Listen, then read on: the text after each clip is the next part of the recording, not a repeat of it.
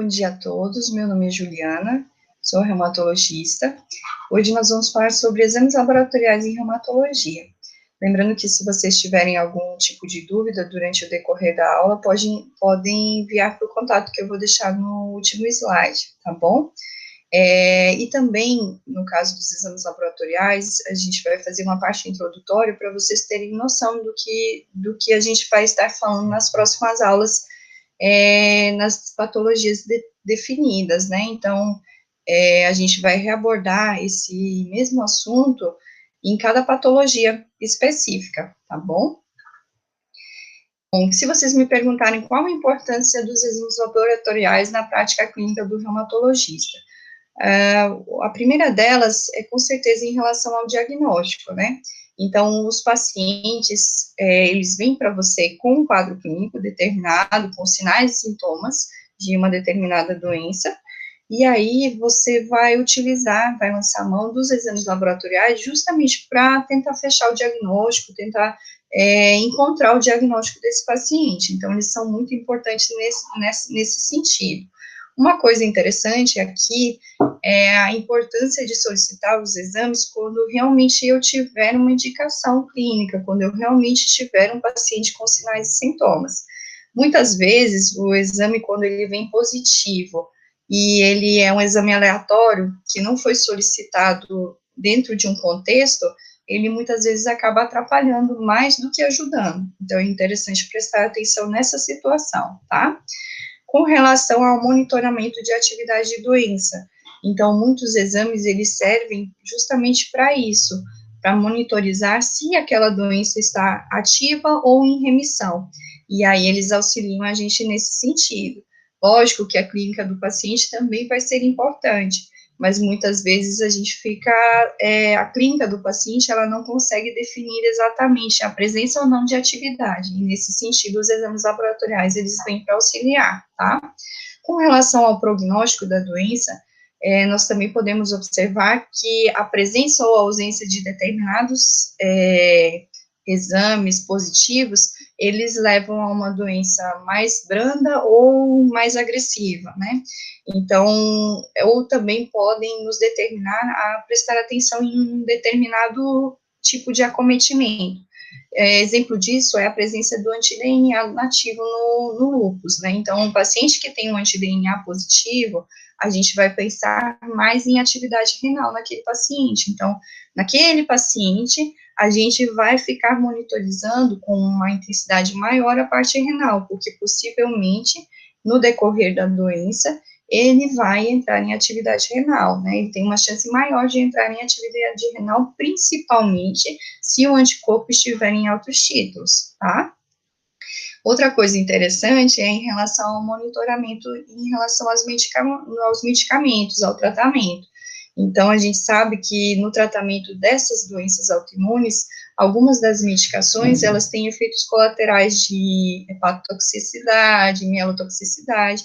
Então, a gente vai lançar mão de alguns exames justamente para monitorizar o uso do medicamento, né? Então, entra aí o hemograma, a função hepática, justamente para monitorizar a possibilidade dessa toxicidade, tá bom?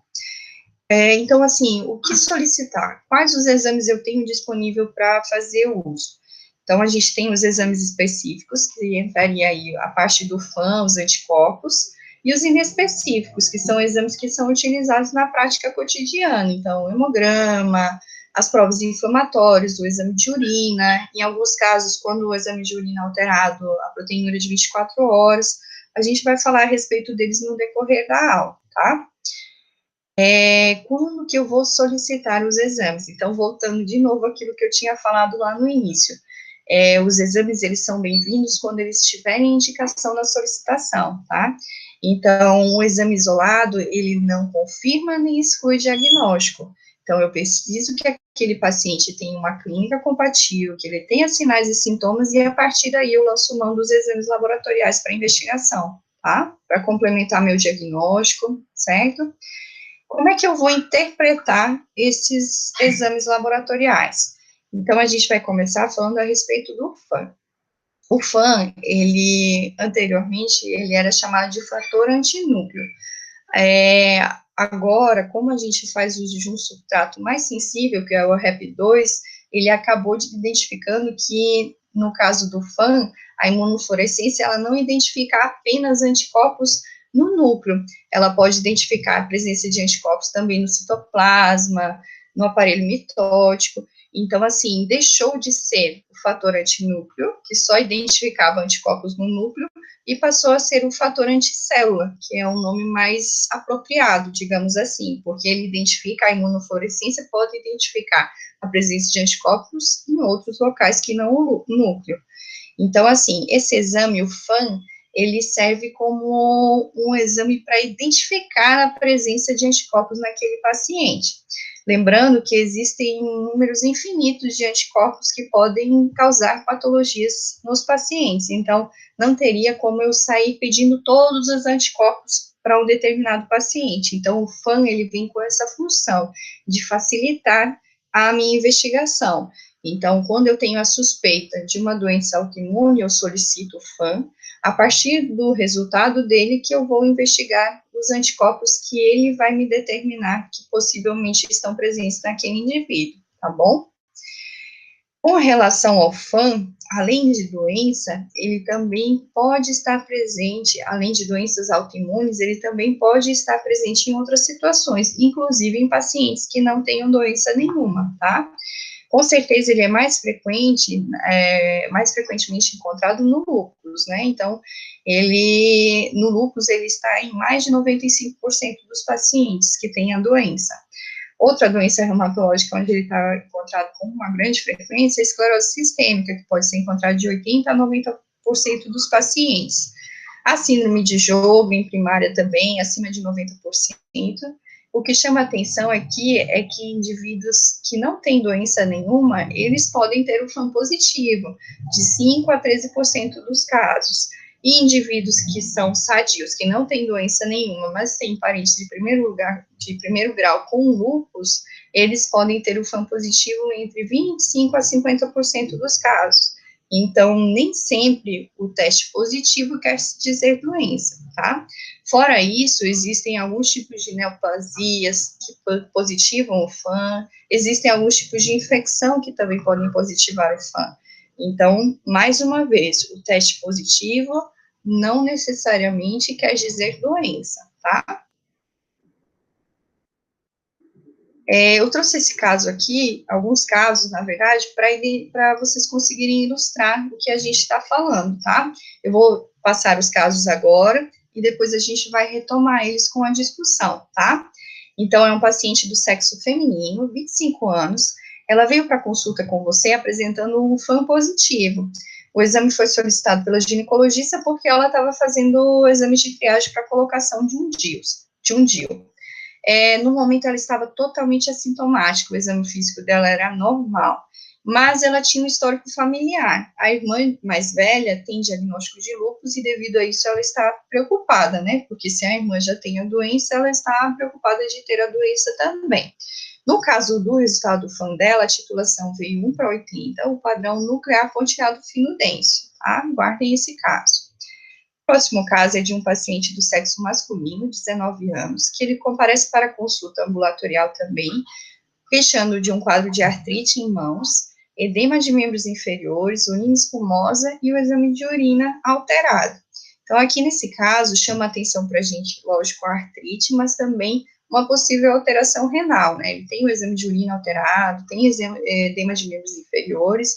Então, aqui, a pergunta é se seria interessante ou não solicitar o FAM para esse paciente e qual o padrão a gente esperaria para ele, tá? A gente vai falar mais na frente sobre isso. Aqui outro paciente, também sexo feminino, 20 anos, veio encaminhado pela dermatologista. Ela estava investigando uma queda exacerbada de cabelo e também lesões cutâneas.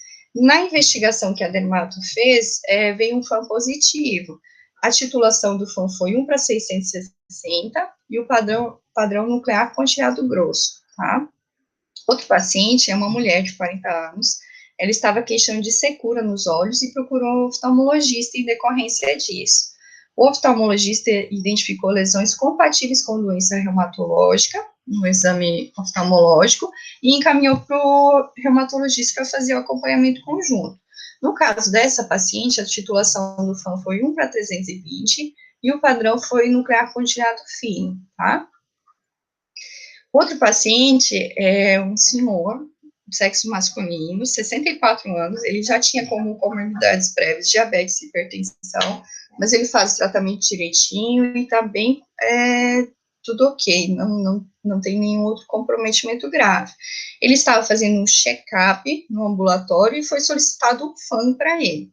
Esse FAM veio positivo e então ele foi encaminhado para o reumatologista com a possibilidade de um diagnóstico de lúpus, né? A titulação do FAM dele foi de 1/80 e o padrão nuclear pontilhado fino denso, tá? Então, agora vocês me perguntam, o que é esse 1/80, o que é esse padrão, tá? A gente vai falar sobre isso agora. Esse aqui é um resultado de FAM. Desse jeito vem o resultado. No caso, esse aqui veio negativo. Mas, quando ele vem positivo, ele vem com uma titulação aqui. Geralmente, a primeira titulação que é considerada positiva nos laboratórios é 1/80. O que é essa titulação? É a quantidade de vezes que esse soro foi diluído e ainda encontrou a presença do teste positivo, ainda encontrou a presença de anticorpos, tá? Então, a gente costuma dividir essa titulação em uma titulação em baixos títulos, que seria essa de 1/80 e 1/160, e em altos títulos, que seria de 1/320 e 1/640 para cima. Então, a divisão fica aqui, até 1/160 seria baixos títulos, acima de 1/320 seriam altos títulos. O que isso diferencia para mim? Geralmente, os pacientes que têm baixos títulos, comparado aos pacientes que têm altos títulos, eles têm menos possibilidades de desenvolver doença, de ter a doença em si, tá? Não quer dizer que o paciente que tiver baixos títulos não vai, em momento algum, desenvolver doença autoimune, mas comparado aos pacientes que têm altos títulos, ele tem uma possibilidade menor de desenvolver alguma doença, tá? Então, quando chega um paciente para mim com uma titulação baixa, um padrão que a gente vai falar daqui a pouco, que tem mais a ver com pacientes sadios e não tem nenhuma manifestação clínica, aquele paciente possivelmente não vai desenvolver doença ao longo da vida, tá? Diferente de um paciente que tem uma titulação muito alta e que tem um padrão compatível com doença, tá? Outro fator interessante do exame é em relação ao padrão. O que é esse padrão? Ele determina o local onde a imunofluorescência captou a presença de anticorpos. Então, pode ser no citoplasma, e aí vai estar relacionado com determinados anticorpos. Pode ser no núcleo, que está relacionado com determinados outros anticorpos, certo? Para vocês entenderem, eu trouxe aqui o consenso de FAM, consenso brasileiro de FAM. Eu gostaria, inclusive, que vocês tivessem contato com esse consenso, lessem ele, certo, que ele é interessante, está disponível para todas, ele não é bloqueado, ele é livre, então vocês podem ter acesso a ele na internet, principalmente essa tabela, onde demonstra a presença do padrão associado com a possível presença do anticorpo, tá? Então, a gente tem esse primeiro padrão, que é o pontilhado fino denso. Esse padrão, geralmente, ele está associado com esse anticorpo que não tem relação com doenças autoimunes. Não foi identificado um significado patológico para esse anticorpo. Então, a gente já fica mais tranquilo quando um paciente tem esse tipo de padrão, certo? Principalmente se a titulação dele for de baixos títulos, for uma titulação baixa. Então, possivelmente, esse é um paciente que se enquadra naquele grupo de pacientes sadios que não desenvolve doença autoimune. Lembrando que, se o paciente tiver sinais e sintomas de doença, tiver uma titulação baixa e tiver esse padrão, ele pode sim ter doença autoimune, eu não excluo totalmente, mas quando ele não tem sintoma nenhum, quando ele é totalmente assintomático, no exame físico não tem alteração nenhuma, os outros exames que forem solicitados, compatíveis com aquela doença, forem todos negativos, eu considero que aquele paciente possivelmente não vai desenvolver doença nenhuma, tá bom? Então, é como se esse fosse o padrão bonzinho, tá? Só para vocês terem em mente que geralmente ele vai estar positivo em pessoas sadias, tá? Esse outro padrão é um pouco diferente, então ele é um nuclear pontilhado fino, não tem aquela parte do denso, né? Então o pontilhado fino, ele tem relação com o anti-Rho e o anti-La, que são anticorpos que geralmente estão presentes numa doença que chama síndrome de Sjögren, que causa secura, né? Que causa sintomas secos. Então, mas também pode estar positivo no lúpus, na esclerose sistêmica, é mais frequente no Sjögren, mas pode estar em outras doenças autoimunes também, e em outras doenças que não são reumatológicas também. Então, vai depender da clínica do paciente para que eu consiga realmente fechar o diagnóstico, tá? Esse outro padrão nuclear homogêneo é importante ficar atento a ele, tá? Geralmente, esse padrão, ele pode estar associado com o anti-DNA nativo, que é aquele anticorpo que eu falei lá na frente. No caso do anti-DNA nativo ou anti-DNA dupla hélice, ele é um marcador do lúpus, e ele também pode ser um marcador de atividade de doença. Então, geralmente, quando ele está presente em uma titulação mais alta, aquele paciente possivelmente está em atividade renal. Quando ele está em titulações, e geralmente quando o paciente inicia tratamento e vem respondendo ao tratamento, a titulação dele vai caindo e ele pode até ficar negativo. Então, ele é considerado um marcador de doença e de atividade de doença, tá? Nesse caso aqui, o nuclear homogêneo, ele também está relacionado com o anticorpo antihistona, que está relacionado com o lúpus induzido por drogas. Nesse caso, ele pode estar positivo quando a gente tiver um quadro de lúpus induzido por drogas, então é interessante ficar atento também quando eu tiver esse padrão de IFAM, tá bom? Esse outro padrão nuclear pontilhado grosso, ele tem associação com o anticorpo anti-SM e com o anticorpo anti-RNP. O anti-SM, ele é considerado também um marcador de lúpus eritematoso sistêmico, porque quando ele está presente em algum indivíduo, ele tem umas chances bem grandes de ter a doença, tá? O anti-RNP, ele está associado com a doença mista do tecido conjuntivo, que é uma outra doença que a gente vai ver no decorrer da disciplina, tá bom? Esse outro padrão aqui, nuclear pontilhado centromérico, ele tem associação com o anticorpo anticentrômero, que está positivo na esclerose sistêmica na forma limitada, mas também pode estar presente em outras doenças autoimunes, tá? Aqui, voltando então nos nossos casos clínicos. Aquele caso da paciente jovem, de 25 anos, que não tinha sintoma nenhum, mas tem a irmã mais velha com lúpus, né? Então, a titulação dela é uma titulação de baixos títulos, então 1/80, e o padrão nuclear pontilhado fino denso, que é aquele padrão que a gente costuma encontrar em pacientes que não desenvolvem a doença, tá? Então, a paciente sendo assintomática, não tendo clínica nenhuma, o exame físico normal, os outros exames todos normais, ela pode se encontrar nessa situação aqui, onde o FAM é positivo em indivíduos sadios, e quando se tem parente de primeiro grau com lúpus, essas chances de ter o FAM e ser sadio, ela acaba aumentando, né? Então, essa paciente pode estar enquadrada aqui, tá? Se ela tivesse esse padrão de FAM, mas tivesse algum sintoma clínico compatível com o lúpus, eu teria que acompanhar essa paciente mais de perto, que possivelmente ela estaria, então, manifestando a doença, tá? Então, tudo vai depender do que o paciente tiver, além do exame, tá bom? Esse outro paciente, então, sexo masculino, que não é tão comum para doenças autoimunes, né? 19 anos, e aí a pergunta era se a gente solicitaria FAM e qual o padrão a gente esperaria para esse paciente. Nesse caso, pensando em atividade renal, o padrão de FAM que a gente considera é o nuclear homogêneo, lembrem, né? E associado com o anticorpo anti-DNA, então. Então, eu pediria sim o FAM para esse paciente, eu acho que ele merece uma investigação, merecia fazer o FAM, e possivelmente o padrão dele viria nuclear homogêneo, e a partir daí eu teria que, então, solicitar o anti-DNA para avaliar a presença ou não dele, tá bom? E, lógico, investigar o restante para ver a atividade renal mesmo, tá? Essa outra paciente, então, veio encaminhada pela dermato, ela estava tendo queda de cabelo e lesões cutâneas, o FAM dela em uma articulação alta, né? e o padrão nuclear pontilhado grosso. Lembrando que o pontilhado grosso, ele tem associação com anti-SM e anti-RNP. Então, a partir do momento que eu tenho esse FAM positivo, eu teria que investigar os anticorpos. Nessa titulação alta, eu ficaria atenta para essa paciente, possivelmente ela esteja desenvolvendo um quadro de doença autoimune mesmo, tá? Esse outro quadro de uma paciente de 40 anos, com sintomas secos, né, nos olhos, e já acompanhando com oftalmo, e segundo ele, já tinha lesões compatíveis com a doença.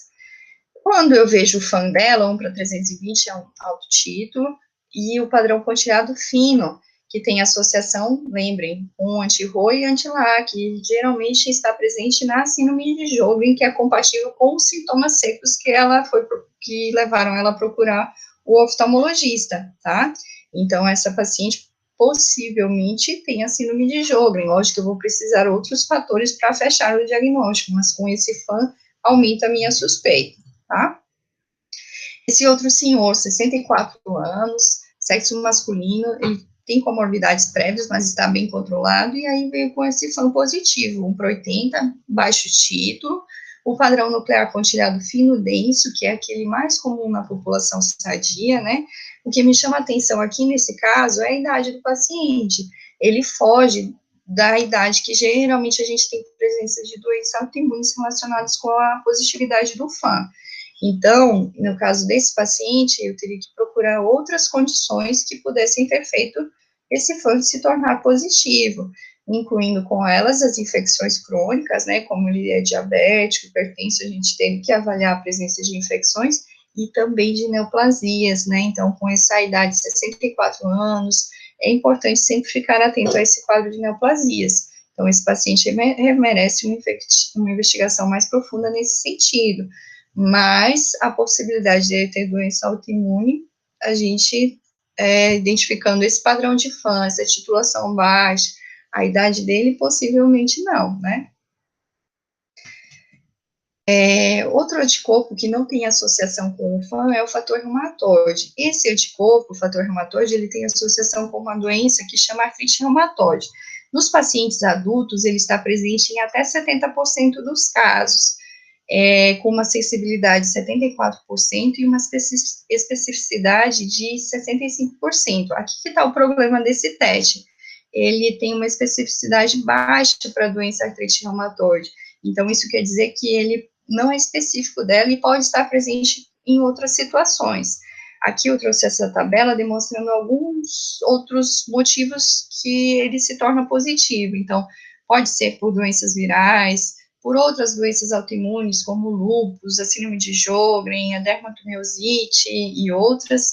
Neoplasias também podem tornar ele positivo, infecções bacterianas, doenças parasitárias. Então, existem inúmeros motivos para eu ter um fator reumatoide positivo que não só a artrite reumatoide. Então, nesse sentido, mais uma vez, eu preciso que esse paciente tenha uma clínica compatível para que eu solicite esse exame, porque se ele vier positivo isoladamente, sem ter uma clínica compatível, eu vou ficar um tanto confuso, né, com todas essas possibilidades que ele me dá, né. Os testes, os tipos de teste atualmente no mercado são o látex, o alerroso, o ELISA e a imunofluorescência indireta. Esses, eles estão amplamente disponíveis, né, os dois últimos, eles têm uma dificuldade um pouco maior em serem encontrados e também um custo um pouco mais elevado, mas eles costumam ser mais sensíveis para detectar o anticorpo, tá?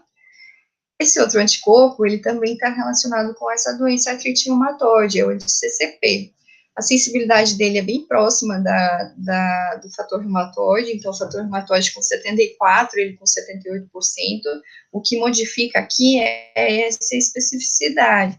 Então, os pacientes que têm o anti-CCP positivo, ele é específico em 95% dos casos para artrite reumatoide.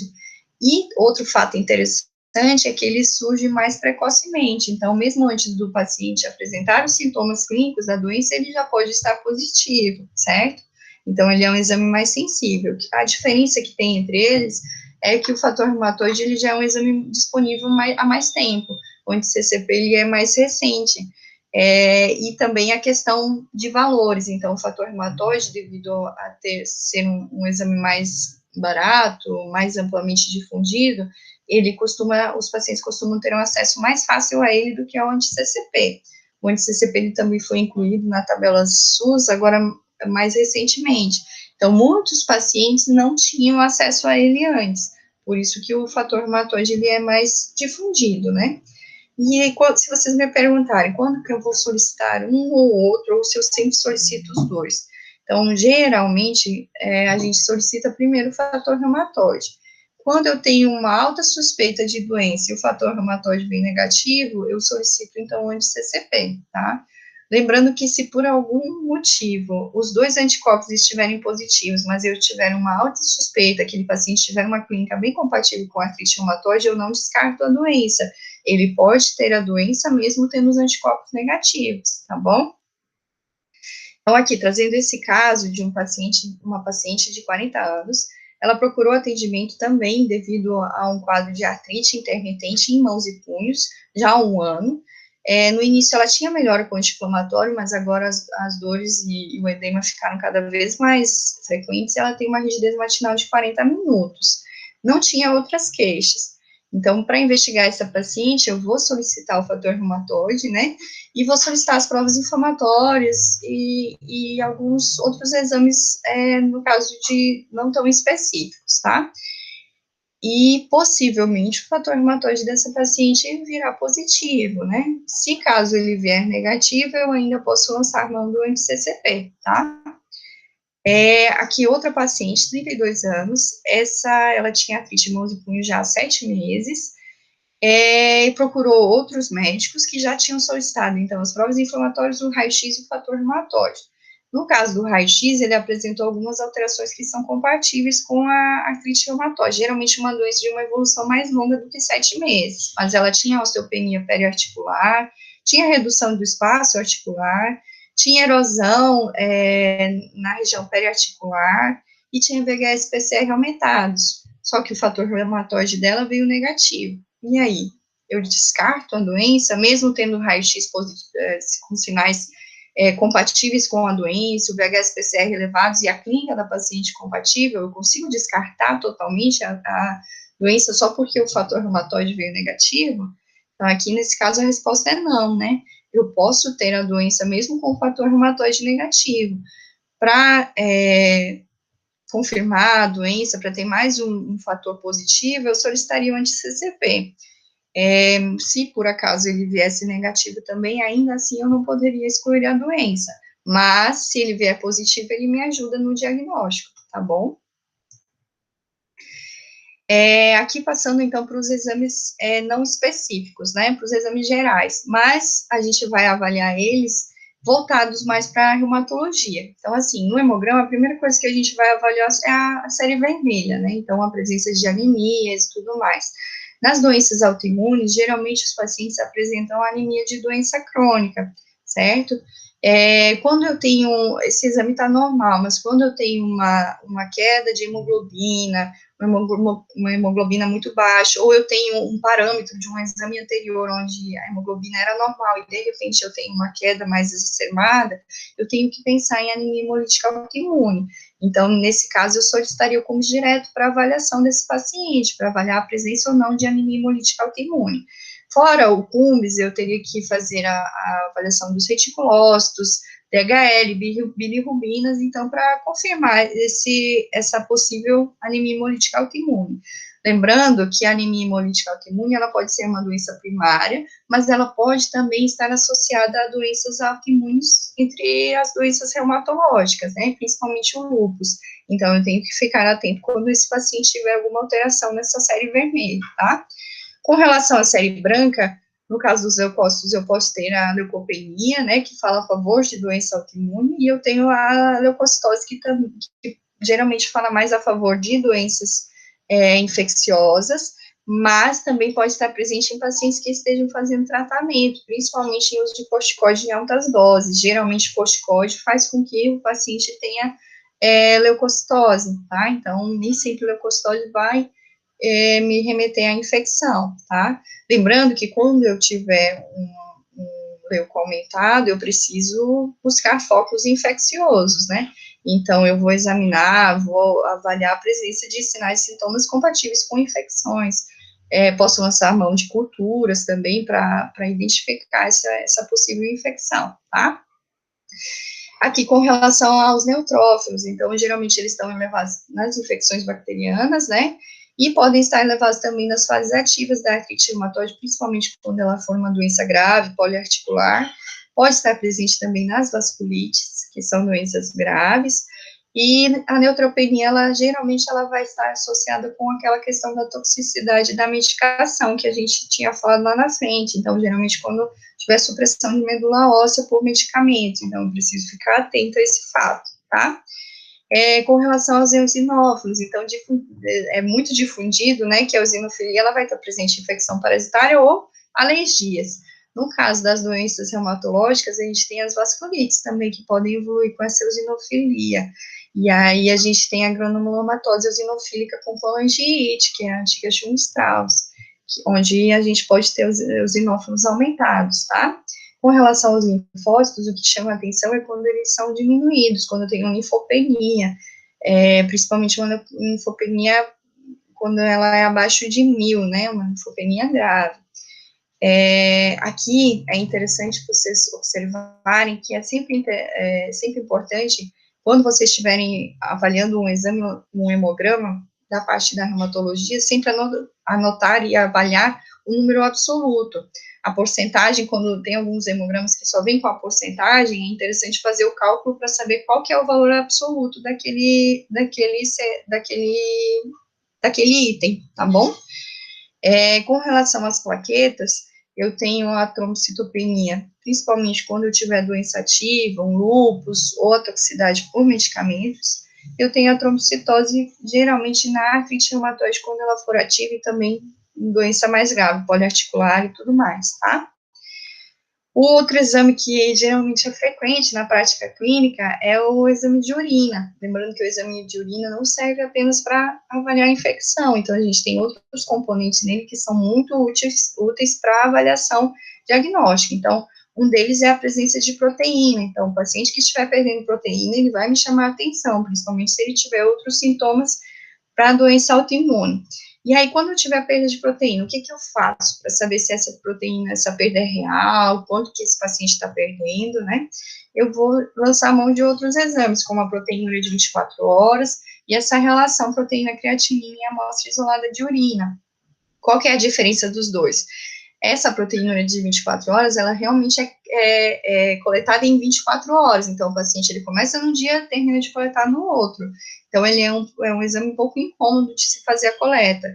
Nesse caso, a gente tem a relação proteína-creatinina, que é uma amostra única de urina, e aí o laboratório faz uma estimativa de quanto de urina aquele paciente perdeu nas últimas no caso das 24 horas, a gente consegue fazer essa estimativa, tá? Então, é um exame mais cômodo de se fazer a coleta. E já é aceito também como parte de investigação dessa parte de proteína, tá? A presença de hemoglobina também precisa me chamar a atenção, a não ser que o paciente seja mulher e esteja naquele período próximo ao ciclo menstrual, mas fora isso, não é para ter presença de hemoglobina na urina, né? A presença de nitrito também é importante, no caso, se ele for positivo, me chama atenção para a infecção, lógico, mas se ele for negativo e eu tiver leucócitos aumentados, eu considero a piúria estéreo, que geralmente está associado também à presença de atividade renal de doença autoimune. Então, eu tenho leucócitos presentes, mas eu não tenho infecção, não tenho bactéria, não tenho infecção bacteriana, tá? Outro item importante são os cilindros. Então, doenças autoimunes renais geralmente apresentam a produção de cilindros, e aí também precisa me chamar a atenção, tá? Com relação a outros exames, a gente entra na parte das provas inflamatórias, né? Então, as provas inflamatórias são nada mais do que a identificação de proteínas de fase aguda, que são as proteínas que são produzidas quando se tem algum estímulo inflamatório. E essas proteínas, elas são produzidas pelo fígado. Então, eu tenho um estímulo inflamatório, ele estimula o fígado a produzir essas proteínas de fase aguda para reagir àquele estímulo, né? O VHS, ele não é considerado uma proteína de fase aguda, então ele é uma aferição indireta dessas proteínas, principalmente do fibrinogênio. Então, quando o fibrinogênio, por motivo de inflamação estiver aumentada, ele vai neutralizar a carga elétrica das hemácias, e aí ele vai facilitar a sedimentação, então ele vai sedimentar de uma forma mais rápida.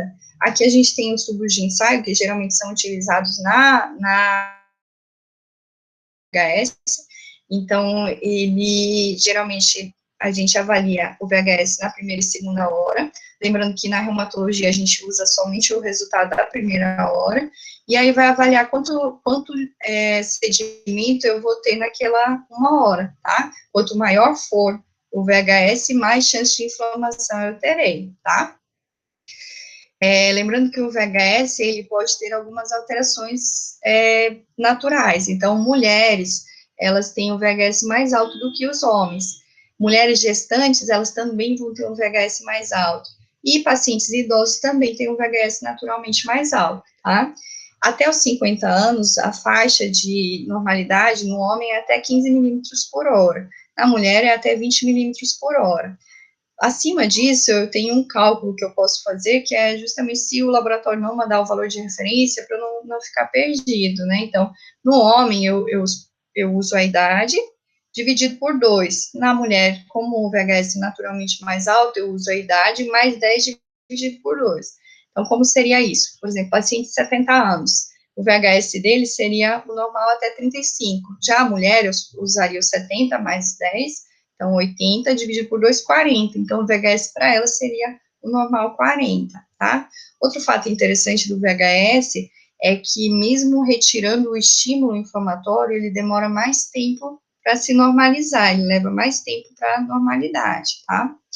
Quando eu tenho um VHS muito alto, acima de 100 milímetros em uma hora, eu preciso considerar, então, coisas mais graves, né? Então, é um VHS considerado mais grave, acima de 100 é um VHS bem alto, precisa ser chamar atenção, precisa ser considerado. Então, geralmente está associado com infecção bacteriana, presença de doença autoimune ativa, malignidade ou por outros motivos que precisam ser investigados.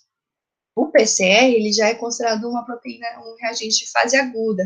Então, ele vem sendo, quando se tem um estímulo, ele é produzido pelo fígado, em resposta, então, à presença das interleucinas, principalmente a interleucina 6 e outras citocinas.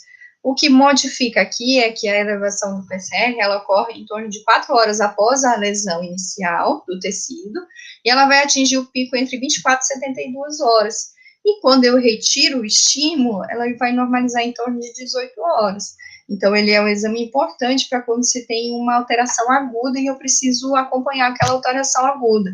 Um exemplo disso é um paciente que, por exemplo, está com um quadro infeccioso, uma sepse. Então, eu solicito o PCR no início do tratamento, antes de entrar com antibiótico, e depois que eu entrei com antibiótico, esperando que o paciente tenha uma melhora com o uso do antibiótico, eu espero que o PCR também diminua mais rápido. Isso eu não consigo fazer com o VHS, porque mesmo retirando o estímulo, mesmo aquele antibiótico sendo efetivo, ele vai demorar mais tempo para diminuir. Então, o PCR ele seria melhor nesse sentido, tá? Lembrando que PCR em níveis muito altos, a gente também tem que ficar atento para infecção bacteriana, vasculite sistêmica, o câncer também, né? Então, a gente precisa ficar atento. Quando o VHS e PCR estiverem muito elevados, sempre com doenças mais graves, tá? Aqui, esse gráfico é para demonstrar aquela situação, então, do PCR com o VHS.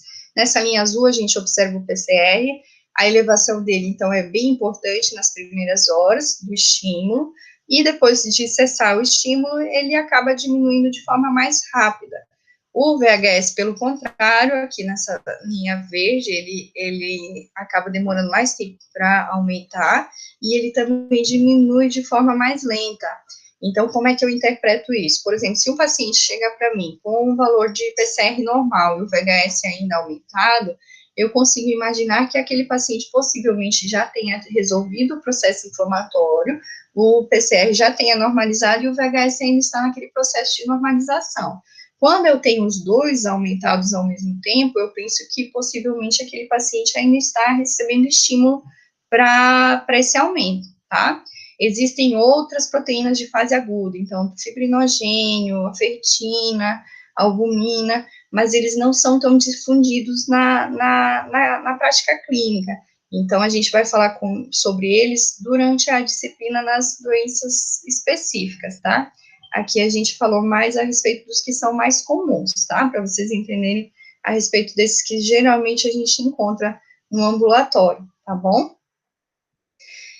O complemento, ele também é bastante relacionado com a questão de atividade de doença, certo? Geralmente, os que a gente vai dosar são o C3 e o C4, certo? O complemento, ele pode estar diminuído quando eu tenho uma deficiência na produção, quando é um quadro hereditário, como ele também pode estar diminuído quando eu tenho atividade de doença, principalmente se essa doença aumenta os níveis a quantidade de imunocomplexos circulantes.